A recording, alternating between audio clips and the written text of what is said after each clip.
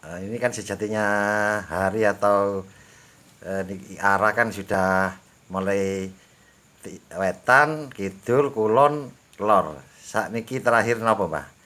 Saiki terakhir ana ing utek ana ing ati.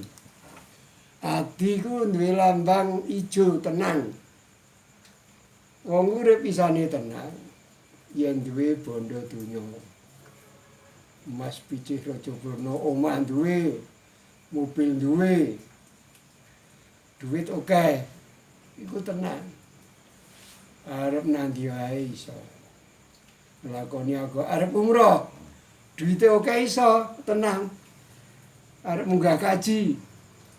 Duite iso, tenang. Arep kegiatan agama lainnya. Berarti itu yang kayak kalau di Jawa itu kan kayak sesajen jenang itu, Mbak ya? Ya, lambangnya dilambangkan sesajen. Mulai dari timur atau wetan. Ya, itu jenang werna 5. Nggih. Jenang werna 5, bubur werna 5. Jadi orang hidup itu timur putih artinya punya kepandaian. Kepandaiannya apa? S1, S2, S3, kepandaian tani, kepandaian dagang, keterampilan. Nah, kepandaian itu untuk bekerja merah. Merah. Gitu.